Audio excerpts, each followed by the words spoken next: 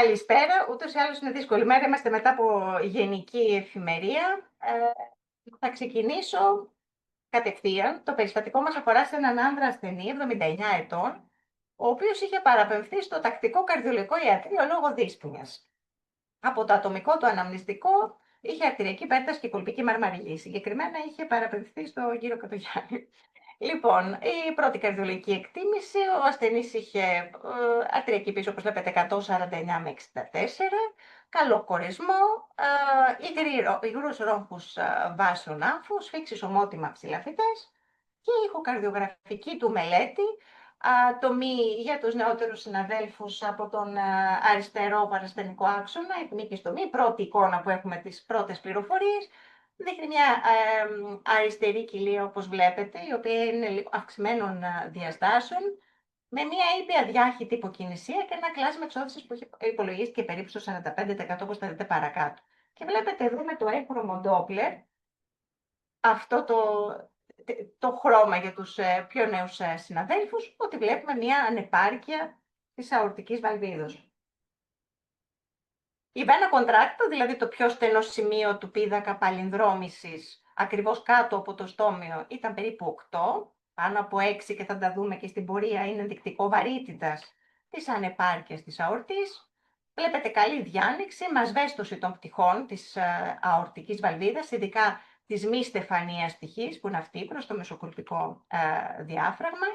Κορυφαίες προβολές, όπου βλέπουμε την καλή λειτουργικότητα της δεξιάς κοιλίας, διατεταμένος αριστερός κόλπος, τομή 4, 2 και 3 κιλοτήτων και, όπως είπαμε, το κλάσμα εξώθησης υπολογίστηκε περίπου στο 45% με ένα GLS, μια συνολική επιμήκη μυοκαρδιακή παραμόρφωση στο μείον 9%. Ο χρόνος υποδιπλασιασμού της ροής, το pressure half time, υπολογίστηκε στα 257 μιλισεκόντ, ενδεικτικό και αυτό της σοβαρότητας της ανεπάρκειας αορτής, ενώ το παλινδρομούν στόμι υπολογίστηκε στο 0,38 τετραγωνικά εκατοστά, πάνω από 0,3 είναι ενδεικτικό επίσης μια σοβαρής ανεπάρκειας αορτής και ο παλινδρομούντας όγκος ήταν περίπου 69, πάνω από 60 ml, είναι και αυτό δείκτης πολύ σοβαρής ανεπάρκειας αορτής. Υπερστερνική τομή, τοποθετούμε τον κέρσορά στην ουσία μετά την αριστερή υποκλείδωση, στην κατιούσα θωρακική αορτή και βλέπουμε ότι υπάρχει αυτή η ολοδιαστολική ανάστροφη ροή. Βλέπετε ότι υπάρχει αυτή η ροή σε όλη τη διάρκεια της διαστολής, με ταχύτητες πάνω από 20 cm/s, επίσης δείκτης σοβαρής ανεπάρκειας αορτής.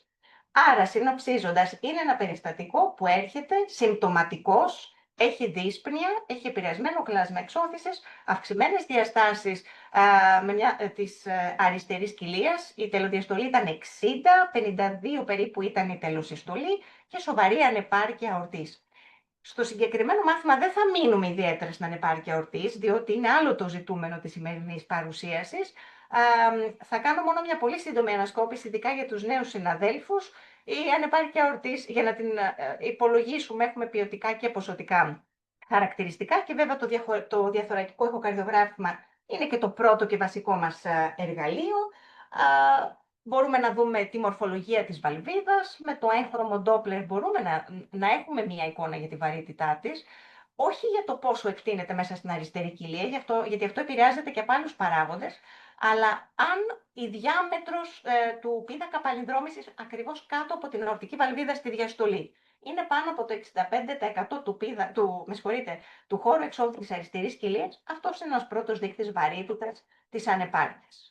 Η βένα κοντράκτα, όπως και στην ανεπάρκεια μητροειδούς, έτσι και εδώ, από την επιμήκη παρασθενική τομή μπορεί να υπολογιστεί και από την 5 κιλοτήτων, το πιο στενό σημείο του αυχένα του πίδακα παλινδρόμησης μπορεί να χρησιμοποιηθεί και για έκυντρα jet, με τιμές κάτω από 3 να υποδηλώνουν 3 mm ήπια ανεπάρκεια αορτής και πάνω από 6 σοβαρή ανεπάρκεια αορτής. Το περιστατικό μας είχε 8. Χρόνος υποδιπλασιασμού, δηλαδή ο χρόνος που χρειάζεται για να υποδιπλασιαστεί, να φτάσει στο μισό η πίεση μεταξύ αριστερής κοιλίας και αορτής, είναι ένας άλλος δείκτης για την βαρύτητα της ανεπάρκειας αορτής, με τιμές κάτω από 200 μιλισεκόντ να υποδηλώνουν τη σοβαρή ανεπάρκεια της αορτής, πάνω από 500 μιλισεκόντ την ήπια. Βέβαια, ο δείκτης αυτός επηρεάζεται και από τις συνθήκες, ας το πούμε, φόρτισης. Μπορεί σε μια χρόνια σοβαρή ανεπάρκεια ορτής που η αριστερή κοιλία έχει προσαρμοστεί να είναι μεγαλύτερος, να μην είναι δηλαδή κάτω από 200 και να έχει σοβαρή ανεπάρκεια ορτής, ενώ επίσης επηρεάζεται και από το compliance της αριστερής κοιλίας, από τις συστημικές αντιστάσεις, δηλαδή από το μεταφόρτιο. Μέθοδος PISA, όπως και στην ανεπάρκεια της μητροειδούς, έτσι και εδώ μπορούμε να υπολογίσουμε την ακτίνα του πίδακα παλινδρόμησης και με το VTI στην αορτική βαλβίδα να υπολογίσουμε τόσο το παλινδρομού στόμιο όσο και τον παλινδρομούντα όγκο. Θα δούμε ένα πίνακα με τις τιμές, γιατί το θέμα μας δεν είναι η ανεπάρκεια αορτή σήμερα. Και ένας άλλος δείκτης βαρύτητας της ανεπάρκειας αορτής είναι όταν υπάρχει στην κατιούσα θωρακική αορτή να υπάρχει αυτή η ολοδιαστολική ανάστροφη ροή. Να υπάρχει δηλαδή σε όλη την περίοδο της διαστολής με ταχύτητες πάνω από 20 cm ανά σεκόντ. Ένας άλλος δείκτης βαρύτητας. Άρα λοιπόν έχουμε ποιοτικά και ποσοτικά χαρακτηριστικά. Πώς είναι η διάμετρος του πίδακα παλινδρόμησης σε σχέση με το διάμετρο του χώρου εξόδου. Είπαμε για τη βένα κοντράκτα, πάνω από 6 mm είναι ενδεικτικό βαρύτητας. Pressure half time, κάτω από 200 μιλισεκόντ δείκτης σοβαρής ανεπάρκειας αορτής. Και ένα παλινδρομού στόμιο πάνω από 30 τετραγωνικά χιλιοστά, με έναν όγκο πάνω από 60 ml παλινδρομώντα, να είναι και αυτά δείκτες βαρύτητας. Ο ασθενής λοιπόν αυτός ήταν συμπτωματικός, επηρεασμένο κλάσμα εξώθησης, σοβαρή ανεπάρκεια αορτής, σύμφωνα και με τις κατευθυντήριες οδηγίες, παραπέμφθηκε και χειρουργήθηκε ακολούθως και έλαβε μια βιοπροσθετική βαλβίδα στη θέση της αορτής. Ένα μήνα μετά το χειρουργείο του εισάγεται στην καρδιολογική κλινική λόγω δεκατικής πυρετικής κίνησης από ημερών και αδυναμίας καταβολής, ενώ είχε και συνοδά ειδήματα κάτω άκρων. Είχε ανεμία και χαμηλά αιμοπετάλια, αυξημένη τιμή NT-proBNP, είχε ειδήματα κάτω άκρων, το καρδιογράφημα είναι αυτό, κολπική μαρμαριγή γνωστή, αυτό ήταν και το baseline καρδιογράφημα του ούτως ή άλλως, και βλέπουμε ότι έχουμε ένα επηρεασμένο κλάσμα εξώθησης, διατεταμένη αριστερή κοιλία, στα 62 ήταν η τελοδιαστολική διάμετρος, επηρεασμένη συστολική λειτουργία. Η προσθετική βαλβίδα εκτιμήθηκε με σταθερότητα δακτυλίου και με καλές ταχύτητες, και αν θα δείτε εδώ, ακριβώς από την κολποσωληνώδη συμβολή, αρχίζει στους γιατρούς που έκαναν τον υπέρηχο να φαίνεται αυτή εδώ η επιμήκης, αυτός ο επιμήκης ηχογενής σχηματισμός από την κολποσωληνώδη συμβολή.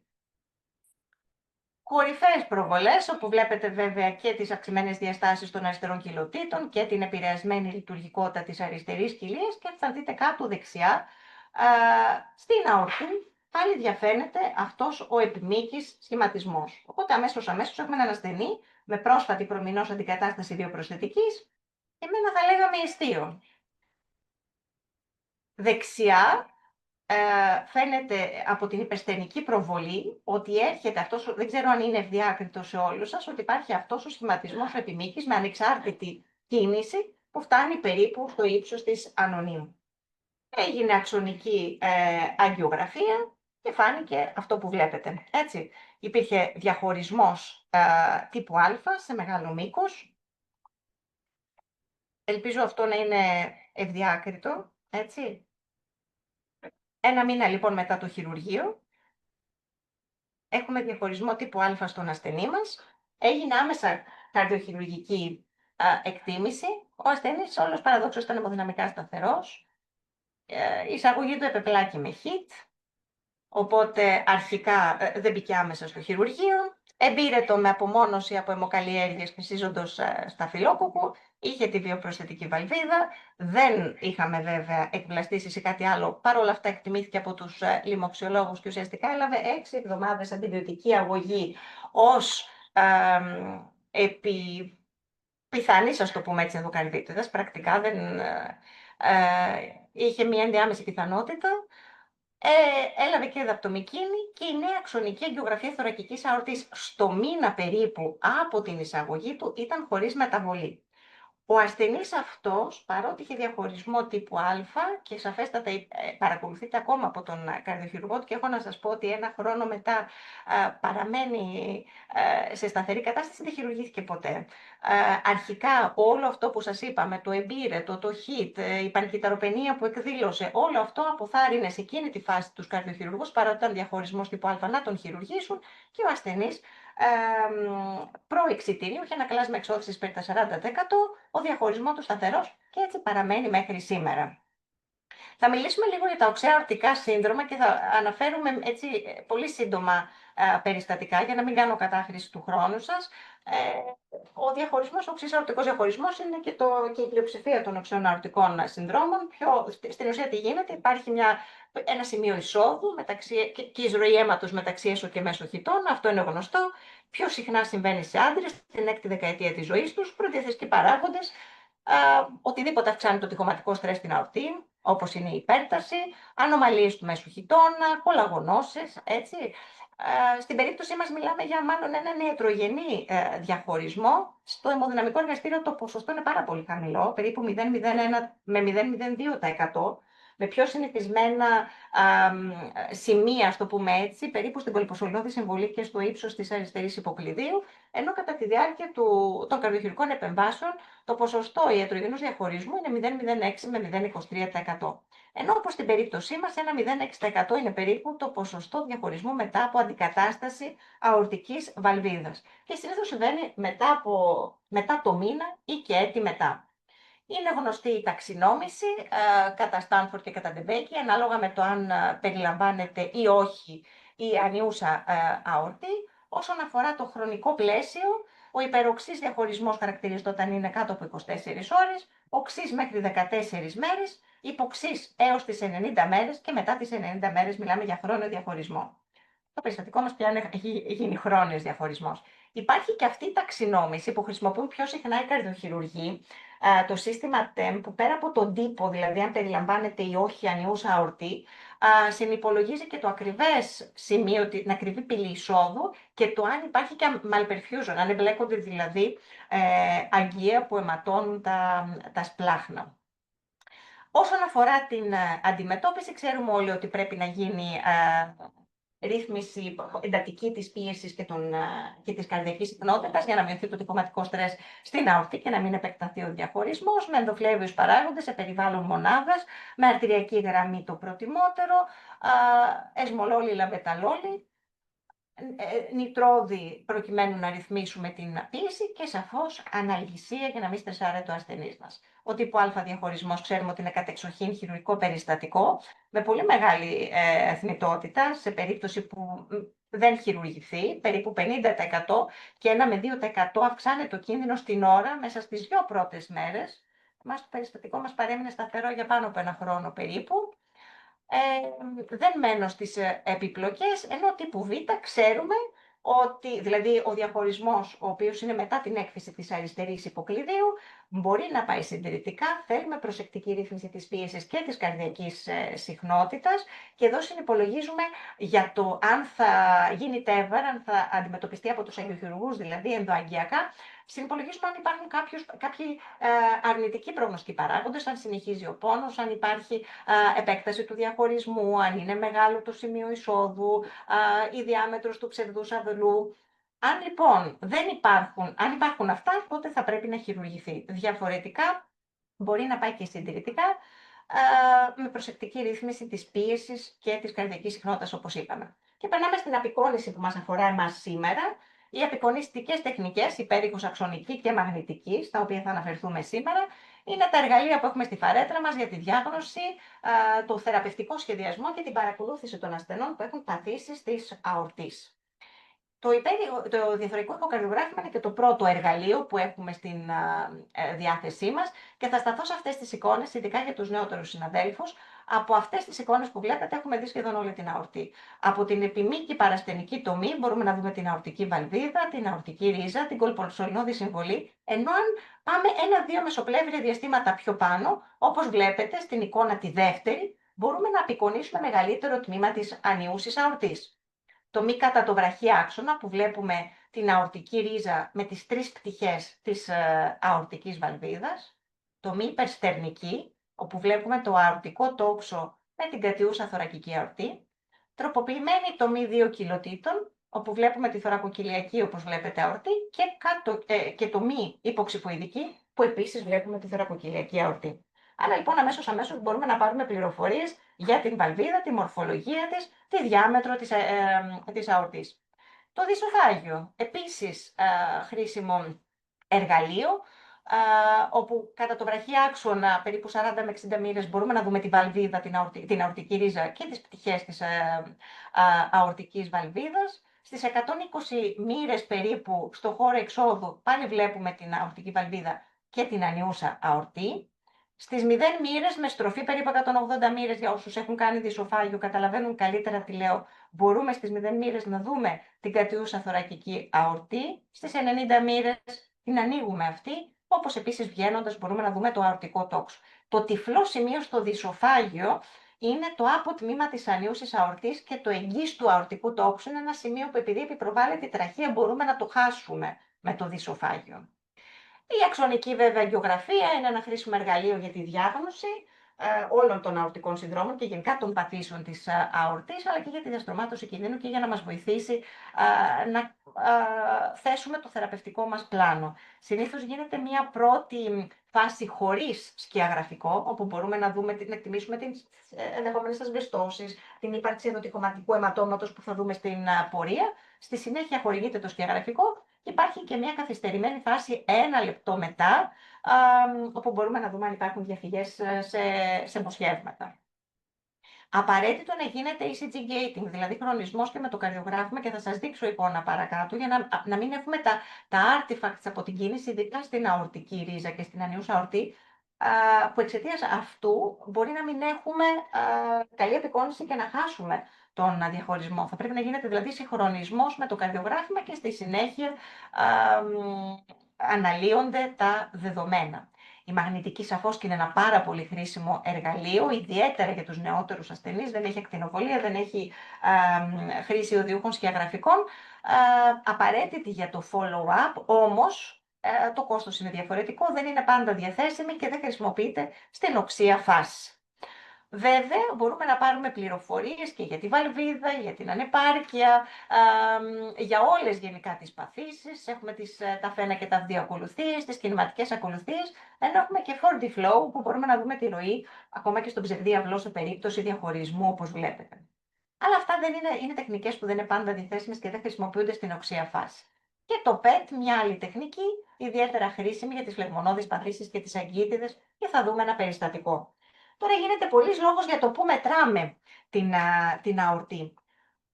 Βλέπετε αριστερά πάνω το μέσα από τον επιμήκη παρασθενικό άξονα στην εικόνα α και β.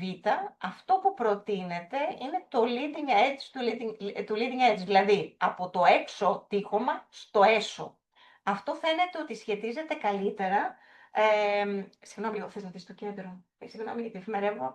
Λοιπόν, άρα leading edge, το edge δηλαδή από το έξω τείχομα προς το έσω τείχομα, και έχει καλύτερη συσχέτιση με τις διαμέτρους όπως αυτές μετρούνται το inner του inner στην αξονική και στη μαγνητική. Σε περίπτωση που έχουμε πάχυνση, αθυρωματικές αλλοιώσεις έντονες, καλό είναι να αναγράφουμε και το outer του outer, δηλαδή να το πιάνουμε όλο. Διαφορετικά είναι το leading edge του leading edge, δηλαδή από το έξω τείχομα, όπως βλέπετε, μέχρι το απέναντι έσω στην ουσία. Όσον αφορά τις διαστάσεις, αυτές σαφώς σχετίζονται με την ηλικία, το φύλο, την εθνικότητα. Γενικά κρατήστε, γιατί αλλάζουν και οι διάμετροι με βάση και το τμήμα που βρισκόμαστε, έτσι. Αλλά πάνω από 34 χιλιοστά για τις γυναίκες και 40 για τους άνδρες, τότε μιλάμε για διάταση. Και σαφώς, όταν το διαθωρακικό ηχοκαρδιογράφημα είναι το πρώτο εργαλείο με το οποίο θα δούμε αν είναι διατεταμένη η αορτή, αν είναι πάνω από 45 χιλιοστά η αορτή, θα πρέπει να ξανακάνουμε ηχοκαρδιογράφημα στους 6 μήνες, και οπωσδήποτε θα πρέπει αυτή η διάμετρος την πρώτη φορά να επιβεβαιωθεί και με αξονική, με μαγνητική καρδιάς. Αν υπάρχει συμφωνία ανάμεσα στον υπέρηχο και στις άλλες απεικονιστικές μεθόδους, το follow-up της διάτασης το συνεχίζουμε με τον υπέρηχό μας. Αν υπάρχει discordance, συμφωνία πάνω από 3 χιλιοστά μεταξύ των μεθόδων, θα συνεχίσουμε το follow-up της διατεταμένης αορτής με αξονική ή με μαγνητική τομογραφία καρδιάς. Όσον αφορά τώρα τα αορτικά σύνδρομα, το διαθωρακικό εχοκαρδιογράφημα, βέβαια, όπως είπαμε, είναι το πρώτο εργαλείο με το οποίο μπορούμε να δούμε τη διάταση της αορτής, την ανεπάρκεια της βαλβίδας, το ιστίο, όπως είδατε, τον επιμήκη σχηματισμό με ανεξάρτητη κίνηση από το τείχομα, με μια διαγνωστική ευαισθησία περίπου στο 75 με 85%. Μπορούμε να δούμε τη μορφολογία της βαλβίδας, μπορούμε να δούμε αν υπάρχει περικαρδιακή ή πλευρητική συλλογή. Το διεισοφάγιο επίσης χρήσιμο, αλλά δεν θα το χρησιμοποιήσουμε στην οξέα φάση, παρά μόνο αν ο ασθενής μας είναι τόσο ασταθής ώστε δεν μπορούμε να τον μεταφέρουμε στον αξονικό τομογράφο. Παρότι μπορούμε να δούμε όλα τα τμήματα της αορτής σχεδόν, ο ασθενής μπορεί να κάνει κινήσεις, να προκαλέσει αύξηση της πίεσης, να τον στρεσάρει. Άρα, αν επιλέξουμε αυτή τη μέθοδο, θα πρέπει να γίνεται με καλή μέθη ή ενδεχομένως και με γενική αναισθησία σε περιβάλλον χειρουργείου. Και σαφώς γίνεται και διεγχειρητικά σε περίπτωση αντικατάστασης βαλβίδας, έτσι από αναισθησιολόγους εξειδικευμένους. Άλλα περιστατικά από την κλινική μας με διαχωρισμό τύπου Α, νομίζω ότι είναι εμφανές εδώ περίπου στην κολποσωληνώδη συμβολή, το ιστίο, επιμήκης, ηχογενής σχηματισμός, με αυτή την ανεξάρτητη κίνηση που όταν επεκτείνεται προς την αορτική βαλβίδα, προκαλεί αυτή την πρόπτωση, χαλάει την αρχιτεκτονική της βαλβίδας με αποτέλεσμα τη σοβαρή ανεπάρκεια αορτής.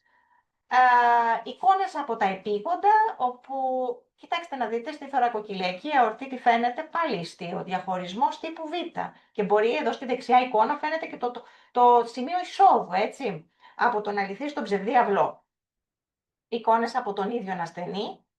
Χαρακτηριστική εικόνα, το βλέπετε πως είναι, κίνηση ανεξάρτητη από το τείχομα της αορτής. Και πώς μπορούμε να διακρίνουμε από τον υπέρηχο μεταξύ αληθούς και ψευδούς αυλού? Συνήθως ο ψευδής αυλός έχει μεγαλύτερη διάμετρο, δεν έχει ροή, έχει πολύ μειωμένη ροή. Υπάρχει συστολική έκπτυξη του αληθούς αυλού, ενώ στη φάση αυτή συμπιέζεται ο ψευδής αυλός. Σε περιπτώσεις που μπορούμε να διακρίνουμε το σημείο εισόδου, φαίνεται η ροή από τον αληθή προς τον ψευδή. Βέβαια, υπάρχουν και περιπτώσεις που έχουμε πολλαπλές επικοινωνίες και επιστρέφει το αίμα από τον ψευδή στον αληθή, αλλά γενικά κρατήστε ότι ο ψευδής αυλός έχει μεγαλύτερη διάμετρο, υπάρχει συστολική ροή και συστολική έκπτυξη του αληθούς αυλού και συνήθως η ροή είναι από τον αληθή στον ψευδή αυλό. Αυτά τα περνάω λίγο γρήγορα, είναι στατικές εικόνες και παραδείγματα. Η αξονική με σκιαγραφικό, η αξονική αγγιογραφία είναι και απεικονιστική τεχνική εκλογής. Έχει ακρίβεια, αναπαραγωγιμότητα, μπορούμε να απεικονίσουμε όλη την αορτή, όλα τα εγγεία που εκπορεύονται από αυτή, να δούμε αν υπάρχει συμμετοχή των σπλάχνων και βέβαια μας βοηθάει στον καθορισμό του ενδεχόμενου χειρουργείου και όπως είπαμε γίνεται πάντα πρώτα έχεις μια σάρωση χωρίς σκιαγραφικό, όπου μπορούμε να διακρίνουμε αν υπάρχει αιμάτωμα, αν υπάρχει ενδοτυχωματικό αιμάτωμα. Στη συνέχεια χορηγείται το σκιαγραφικό μας και μετά έχουμε και μια καθυστερημένη λήψη 1 λεπτό μετά το σκιαγραφικό. Και βλέπετε εικόνες από αξονική τομογραφία πώς φαίνεται το ιστίο. Βλέπετε ο ψευδής αυλός που είναι μεγαλύτερος από τον αληθή, είναι στατικές εικόνες, απλά για να έχετε, είναι χαρακτηριστικές για να το έχετε στο μυαλό σας, ειδικά οι νεότεροι συνάδελφοι. Είπαμε για το gating, χρονισμό με το καρδιογράφημα. Αυτό είναι περιστατικό από το νοσοκομείο μας. Κοιτάξτε να δείτε την κάτω που δεν είχε γίνει χρονισμός με το καρδιογράφημα, πόσα κινητικά artifacts έχει, που δεν μπορείς να δεις το διαχωρισμό τύπου Α που είχε ο ασθενής αυτός. Και κοιτάξτε πάνω πώς καθάρισε αυτή η εικόνα με το χρονισμό. Θα μπορούσαμε δηλαδή, αν δεν έχουμε το ECG gating, κάνουμε τον διαχωρισμό στη ρίζα και στην ανίωσα αορτή λόγω των κινητικών artifacts. Άρα απαραίτητη τεχνική και αυτή. Η μαγνητική έχει εξαιρετική ευαισθησία και ειδικότητα, αλλά δεν είναι παντού διαθέσιμη, έχει μεγαλύτερο χρόνο για να γίνει, άρα δεν χρησιμοποιείται στην οξία φάση. Είναι καλή τεχνική για νέα άτομα για την παρακολούθηση, για το follow-up των ασθενών αυτών. Και περνάμε στην δεύτερη κατηγορία εντάχει των οξέων αορτικών συνδρόμων, ενδοτυχωματικό αιμάτωμα. Εικόνες ηχοκαρδιογραφικές αρχικά. Υπάρχει μία έτσι ημισελινοειδής πάχυνση στο τείχομα της αορτής, περίπου πάνω από 5 χιλιοστά, με λίγο τείχομα. Βλέπετε, δεν υπάρχει ροή, Υπάρχει απλά πάχυνση στο τείχομα και ομαλή, σαν ημισέλινο και ομαλό τείχομα. Και αυτό το διάφορο διαγνώσκει και από ένα ενδεχόμενο έλκος ή από αθυρωματικές αλλοιώσεις, έτσι. Βλέπετε στην αξονική, χωρίς σκιαγραφικό, πώς φαίνεται. Ένα ημισέλινο που είναι μια περιοχή έτσι υψηλής ενίσχυσης. Το ενδοτυχωματικό αιμάτωμα είναι μια δυναμική κατάσταση που δεν μας αρκεί μόνο μια απεικόνιση, γιατί μπορεί να εξελιχθεί σε διαχωρισμό. Ειδικά αν είναι διατεταμένη η αορτή, πάνω από 50 χιλιοστά περιγράφεται, και αν το πάχος του τυχώματος είναι πάνω από 10-11 χιλιοστά, τότε μιλάμε για επαπειλούμενη ρήξη. Αυτά είναι χαρακτηριστικά που μας οδηγούν στο να κάνουμε επανεκτιμήσεις απεικονιστικές στους ασθενείς αυτούς. Και αυτό είναι ένα πολύ παλιό παράδειγμα, το οποίο το βρήκα στο νοσοκομείο μας, όπου πάνω βλέπετε πώς ήταν αυτό το ημισέλινο και πώς μετά έγινε ο διαχωρισμός. Κάποιες μέρες μετά, 2-3 μέρες μετά, ψευδής και αληθής αυλός στο ιστίο, χαρακτηριστικές εικόνες. Άρα δυναμική κατάσταση που πρέπει να την ελέγχουμε.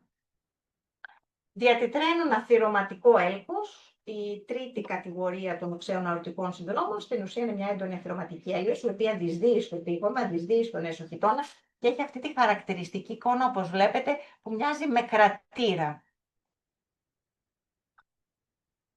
Συντηρητικά πηγαίνουν τα διατριπταίνοντα έλκη, εκτός αν έχουμε ιδιαίτερα διατεταμένη ανιούσα αορτή, πάνω από 55 χιλιοστά.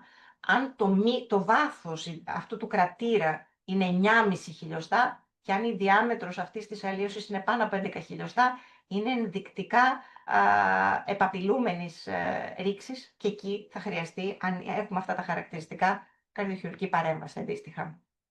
Τώρα, οι ασθενείς που χειρουργούνται ή αντιμετωπίζονται ενδοαγγειακά μετά από ένα οξύ αορτικό σύνδρομο είναι σε κίνδυνο και γενναία συμβάματα και θα πρέπει το πρώτο διάστημα να παρακολουθούνται στενά. Άρα, θα υπάρχει παρακολούθηση συνηθέστερα με αξονική, με μαγνητική τομογραφία καρδιάς στον πρώτο μήνα, στους 6 μήνες, στους 12 μήνες και μετά αναέτος. Προκειμένου να δούμε την ομαλή πορεία. Όσον αφορά την αθυρωμάτωση, όσοι έχουν περάσει από τον υπέρηχο και έχουν δει και δυσοφάγεια, στο τέλος, βλέποντας την κατούσα θωρακική αορτή, βλέπετε ότι κάνουμε λέμε grade 2, grade 3, ανάλογα με το πάχος, έτσι, και με το αν είναι δηλαδή κάτω από 2 με 3 χιλιοστά, πάνω από 4 που είναι στα 2-3, αν υπάρχουν κινητές πλάκες, όπως βλέπετε εδώ, άρα το δυσοφάγιο. Καλά, βέβαια και η αξονική και η μαγνητική, αλλά από το δυσοφάγιο μπορούμε να εκτιμήσουμε την αθυρωμάτωση της αορτής. Μία εικόνα απλά για να δείτε πώς είναι η στένωση ισθμού της αορτής με τα παράπλευρα, με το πλούσιο δίκτυο παράπλευρων αγγείων. Οι ασθενείς αυτοί που έχουν στένωση ισθμού της αορτής θα πρέπει να υποβάλλονται σε υπέρηχο καθένα με 2 χρόνια και κάθε 3 με 5 χρόνια σε αξονική ή σε μαγνητική τομογραφία καρδιάς και περνάμε στις αγκίτιδες. Με ένα περιστατικό, απλά εικόνα από το δυσοφάγιο, δεν έχω βάλει τις αξονικές της, που είχε νοσηλευτεί πριν από κάποια χρόνια και είχε δημοσιευτεί στην κλινική μας. Βλέπετε ότι υπάρχει πάχυνση σε όλη την αορτή. Το βλέπετε πώς είναι. Δεν είναι σαν το ενδοτυχωματικό αιμάτωμα, υπάρχει μια κυκλική πάχυνση. Με ΠΕΤ φάνηκε η αυξημένη πρόσληψη, η συγκεκριμένη ασθενής είχε αρτηρίτιδα τα καγιά σου. Και κλείνοντας, για να μην, γιατί φαντάζομαι έχετε όλοι δουλειές μετά από γενική, έχουμε στην διάθεσή μας υπέρηχο, αξονική και μαγνητική. Εργαλεία τα οποία είναι πολύτιμα για να απεικονίσουμε την αορτή, την βαλβίδα, την αορτική και την αορτή σε όλο το μήκος της και να εκτιμήσουμε όλες τις παθήσεις. Το καθένα έχει τα πλεονεκτήματα, σε άλλα έχει προβάδισμα το υπέρηχο, σε άλλα έχει αξονική και μαγνητική. Όπως και να έχει, το υπερηχοκαρδιογράφημα είναι η πρώτη εξέταση εκλογής που θα μας δείξει την πρώτη εικόνα και που θα μας βοηθήσει στην παρακολούθηση του ασθενούς μας και σαφώς η αξονική και η μαγνητική μπορεί να εκτιμήσουν όλο το μήκος της αορτής, αν υπάρχει συμμετοχή και των σπλαχνικών αγγείων και απαραίτητα εργαλεία για το follow-up, το διαχρονικό των ασθενών αυτών. Ελπίζω να μην σας κούρασε. Σας ευχαριστώ πάρα πολύ για το χρόνο σας. Δεν ξέρω αν θέλει να κάνει κάποιο σχόλιο ή κάποια ερώτηση. Διότι κάπου εδώ Διονυσία, ευχαριστούμε πολύ. Έτσι, για να καταλήξουμε λίγο με βάση το περιστατικό, αυτός πήγε συντηρητικά τελικά. Από εκεί και πέρα τώρα πώς πρέπει να παρακολουθείτε? Τι θα προτείναμε έτσι σαν ένα πλάνο παρακολούθησης? Από ό,τι καταλαβαίνω πάει συντηρητικά. Ναι, Τι θα άλλαζε το πλάνο ενδεχομένως? πήγε συντηρητικά αρχικά λόγω όλων αυτών που αναφέραμε. Ήταν ένα ασθενής που ήρθε με πανκυταροπενία στην ουσία αρχικά. Ήρθε με δεκατική πυρετική κίνηση, συνέχισε τον πυρετό και καθ' όλη τη διάρκεια της νοσηλείας του. Έλαβε από τους λοιμοξιολόγους αγωγή ως επιενδοκαρδίτιδος και γι' αυτό και αποφασίστηκε αρχικά το συντηρητικό πλάνο. Είχε κάνει στο μήνα πάνω αξονική αγγιογραφία, η οποία δεν είχε καθόλου επέκταση και ο ασθενής παραμένει χωρίς συμπτώματα και σταθερός και με την ίδια εικόνα. Ουσιαστικά ο ασθενής αυτός, σαφώς, τώρα είναι διαχωρισμός τύπου Α στο συγκεκριμένο. Ξεκινάει από την κολποσολινώδη συμβολή και φτάνει μέχρι την ανώνυμο. Αν υπήρχε πόνος, αν υπήρχε επέκταση, φαντάζομαι αυτό θα άλλαζε τα πλάνα του καρδιοχειρουργού. Βέβαια, μιλάμε για ένα ρηντού χειρουργείο πολύ ψηλού κινδύνου, γιατί θυμίζω ότι ο ασθενής αυτός έχει ήδη κάνει θωρακοτομή και έχει βιοπροσθετική βαλβίδα. Οπότε το πλάνο και των καρδιοχειρουργών, πέρα από την ηχοκαρδιογραφική παρακολούθηση που έχει περίπου πλέον ανά εξάμηνο, είναι αναέτος τώρα παρακολούθηση με αξονική τομογραφία καρδιάς. Και από ό,τι ξέρω έχει παραμείνει σε σταθερή φάση και γι' αυτό και δεν έχει προχωρήσει. Ο χειρουργός του είναι από το νοσοκομείο μας, τον έχει σε προσεκτική παρακολούθηση και είναι ασυμπτωματικός. Γενικά, ακόμα και να έχει χειρουργηθεί, θα έπρεπε στο μήνα, στο εξάμηνο, στο έτος και μετά ένα έτος, εφόσον δεν υπάρχει κάποια άλλη επιπλοκή, εφόσον δεν υπάρχει μεγάλη διάμετρος εναπομείνουσα στον ψευδίαυλο, να παρακολουθείτε σε αυτά ο εκάστοτε ασθενής, έτσι, όχι μόνο το περιστατικό μας, μετά από ένα οξύ αορτικό σύνδρομο, στο μήνα, στο εξάμηνο, στους 12 και μετά ένα έτος, εφόσον είναι όλα ομαλά, είναι η baseline παρακολούθησή τους. Στους ασθενείς αυτούς, έτσι. Ευχαριστώ πολύ. Εγώ ευχαριστώ. Νομίζω ότι μπορούμε να αποδεσμεύσουμε τους συναδέλφους. Σας ευχαριστώ πάρα πολύ για την παρακολούθηση. Αν δεν υπάρχει κάτι άλλο, νομίζω ότι κύριε Κατογιάννη να... Καλό μεσημέρι σε όλους. Καλή δύναμη. Είστε καλά. Γεια σας. Γεια σας. Καλό μεσημέρι.